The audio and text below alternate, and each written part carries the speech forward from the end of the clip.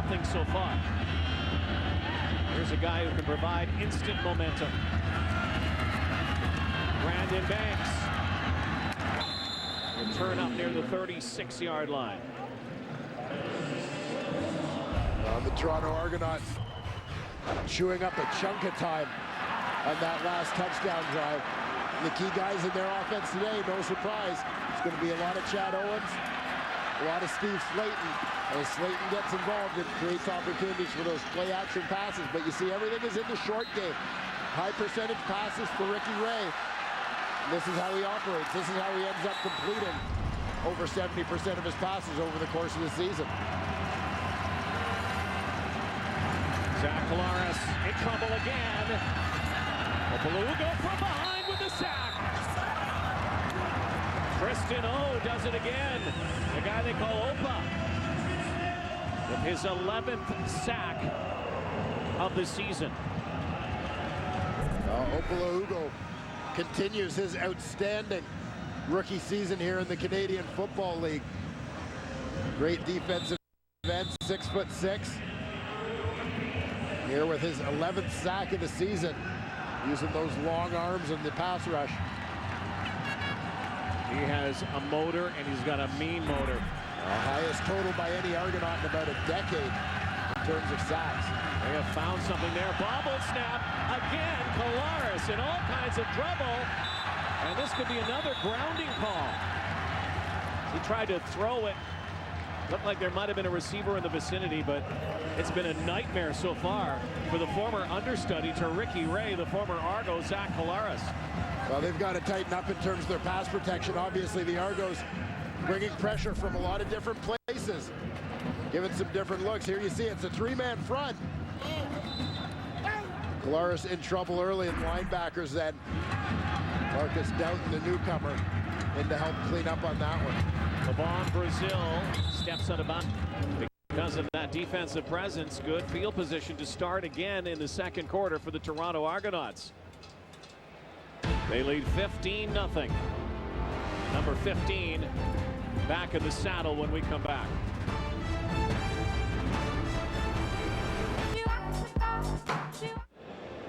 Three days ago, Ricky Ray celebrated his 35th birthday. Still clicking, still ticking. Here's Matthew Shinetti. Absolutely, Rod, but let me take your side of that, because when we spoke to Scott Milanovich a couple weeks ago, he actually thought Ricky Ray's arm strength was going. Now, that's an outrageous claim, but the coach thought the quarterback was going through so much mental and physical stress because he was so much tinkering to the offensive playbook, so many receivers going in and out of the receiving corps. Even Ray admitted that when we asked him about it last week.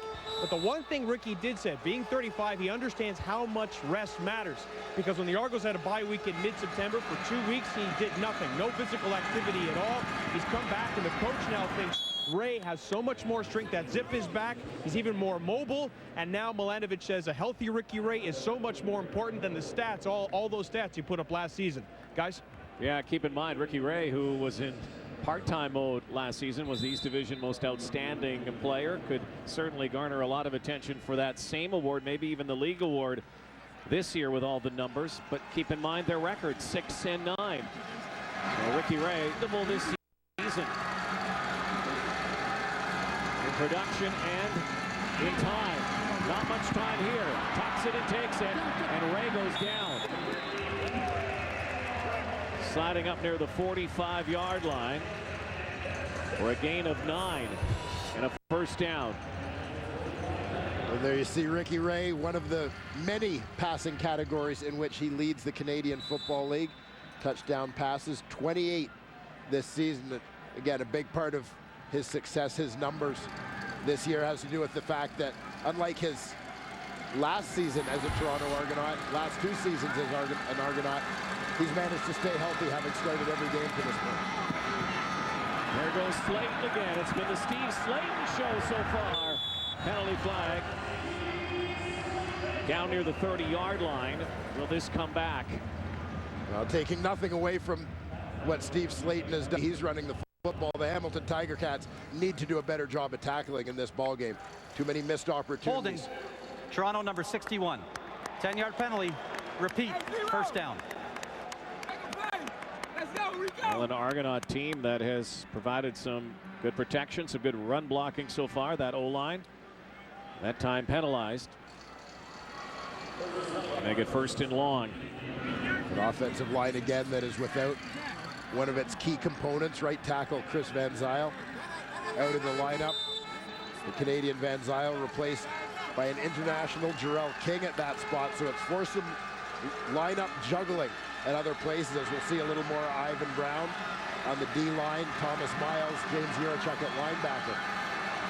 Van Zyl, a spectator today. Here's the rush.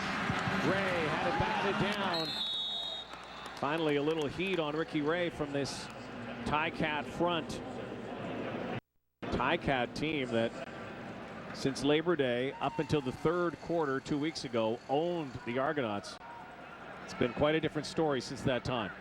Yeah, it sure has. In the last 2 quarters and change that these two teams have played, Argos outscoring the Tiger Cats 36-3, including the comeback victory a couple weeks ago, and a quick start from the Boatmen today.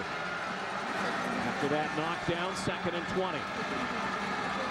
The drop again, Ray, and it is picked up by Rico Murray. And maybe this is the spark the Cats needed, provided by Rico Murray with his 5th pick of the season. Ricky Ray throws into traffic. The Cats, who don't force a lot of takeaways, 6th in the CFL. The turnover ratio, get a big one here. The first turnover of the ball game, courtesy of Rico Murray. I don't care whether the sport is football, hockey, basketball, whatever it may be. Pressure creates turnovers. Here, it's Eric Norwood, the defensive end, collapsing the pocket, getting in the face of Ricky Ray. Ray can't step up to make the throw. He comes up short on the throw. There again, you'll see Norwood provide the pressure. That's the cause. Here's the effect. Rico Murray, interception number 5 on the season. Year after year, you see it. The teams that do the best job of pressuring the quarterback are also the teams whose secondaries end up with the most interceptions. Ricky Ray, for all he's done, that is his 15th interception thrown on the season. And Collaros capitalize, lured Toronto into an offside. Procedure. Well, they're Hamilton, calling it number procedure. 5-yard penalty remains first down. So there was movement on the line. Mike Filer caused that movement from the Argo front. You'll see Filer, the center. Oh yeah, there it is right there. Move the football. Yeah, when you're the guy holding the football, it's kind of hard to that one. Penalties last time these teams met were huge for both sides. 5th highest penalty total, 40 penalties, a flag fest a couple of weeks ago. Most in 25 years. The Heat again, and a slant pattern to Samuel Giguère. The first completion for the Tiger Cats comes almost 5 minutes into the second quarter of the ball game. Make that Luke Tasker made the catch. You're going to see a great example of blitz pickup here from the running back, Nick Grigsby. You're going to see Jermaine Gabriel, the free safety. He's coming from depth. Grigsby's got to track him across the formation, steps up and meets him. Delivers a blow to shut that down, to allow his quarterback to get the ball off. First catch, still not a first down though. Now Grigsby, nowhere to go, and a penalty flag.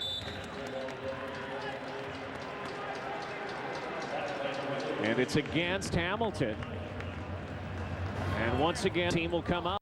Holding Hamilton, number 55. That penalty's declined. 3rd down. What an abysmal start offensively for the Hamilton Tiger Cats, and credit the Argo D so far. Well, Argo D doing a very good job not allowing the Tiger Cats to get any traction. The biggest part of it is the pressure that they're putting on Zach Collaros. Young quarterback not having any opportunity to settle into a rhythm here. High kick, lots of hang time. Owens trying to kick it out the other way. Now cuts it back. Chad Owens doing some dancing, but eventually brought to the turf. Lost 6 on the return on a 42-yard Justin Medlock kick. Nice job on special teams there by backup defensive end Arnaud Gascon-Nadon. Laval product, former transfer from Rice University. Got a guy who was a conference USA all-freshman selection, playing as a true freshman at Rice before electing to transfer back home. Laval became the first player in CIS history ever to win the Metris Trophy as the nation's top lineman in back-to-back seasons. A guy with some very famous parents as well. Slayton stuffed. Arnaud Gascon-Nadon's parents, maybe two of the biggest celebrities in the province of Quebec, both in television and acting. His mom and dad. The young man's making a pretty good name for himself here in his second CFL season. So many players on their resume in the CFL from the Laval Rouge et Or and that championship pedigree. Glenn Constantin. They load it up here, 2nd and 12, but they rush for Ray. Heaves it sideline, and John Childs has his first catch just in front of the first down marker. Another step, and he had the first down. With all the injuries they've gone through in this Argonaut receiving core over the course of this season, would certainly be a huge boost. They could get Johnny Childs back on track. Guy who had that breakout rookie season last year, providing an immediate deep threat in his first year in the Canadian Football League. This year hampered by injuries for much of the season. 3rd and 1, the Argos decide not to go for it. Look at this boomer from Waters. Sends Banks back. That's the first 2 and out that the Ticats induced from the Argo offense. With a huge boot from Sway's 53 yards and a 2-yard return. Right now the Argos pitching a shutout. 15-zip.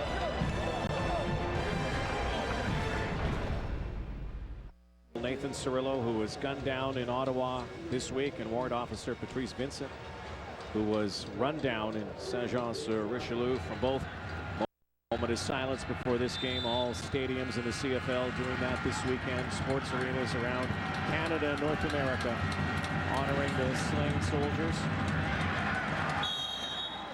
We were in Ottawa last night for a night that a lot of people won't forget, particularly that national anthem, which I don't think has been heard like it was heard last night.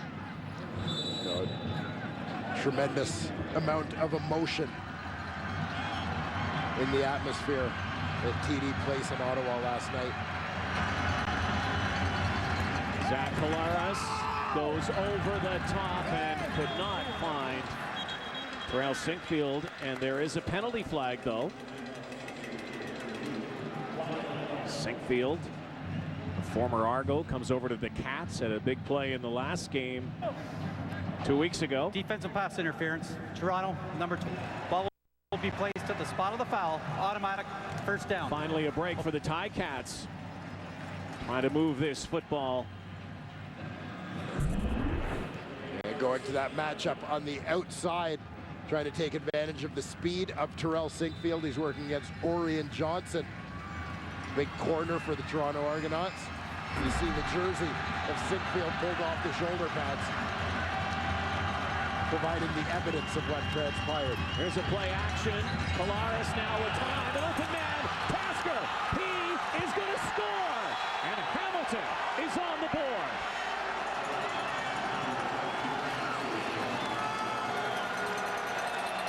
Finally, Zach Collaros was afforded a little time to throw the football thanks to the bite and the play action, and he found Steve Tasker, or Luke Tasker rather, wide open. And here you'll see what goes on at the line of scrimmage that allows this play the time to develop. The play action to Madu. Just that pause from the defensive line buys enough time for Luke Tasker to find an opening in that coverage. Well thrown ball from Collaros. The result is 7. Luke Tasker, the son of Steve Tasker, the all-time Pro Bowler from the Buffalo Bills. Big touchdown, 3 plays, 78 yards. Quick one, and the Cats answer. And here you'll see Luke Tasker. He's the number 2 receiver to the field. Plenty of room to work with over on the wide side of the field from this formation. Fall down right there from Alex Suber as you saw them get tangled up. Results in Tasker being wide open. 5th touchdown of the season for Luke Tasker, and sprints it to pay dirt. Well, that's more of what we expected from the Hamilton Tiger Cats. Their aerial attack. 2 teams that came in 1 and 2 passing the football in terms of offense. Argos 1, Cats number 2. Had basically put up zeros until this drive. They're struggling to get going. A couple of quick hitters. The drive aided by the pass interference penalty to Orion Johnson. The Tiger Cats find themselves back in the ballgame. Brandon Smith rolls up near the 38-yard line. Nice return on that kickoff. Midway through the 2nd quarter. 15-7 lead.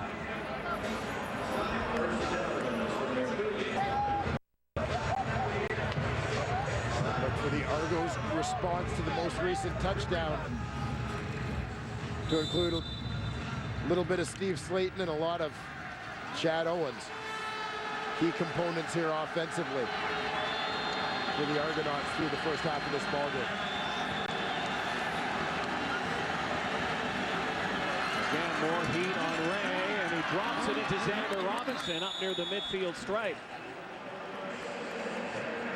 Again, Xander Robinson having some success from that tight end position. A position he played in high school at Vancouver College. Major foul, roughing the passer, Hamilton number 21. 15-yard penalty, automatic first down. And a 15-yarder tagged on. Simone Lawrence too close to Ricky Ray, roughing the passer.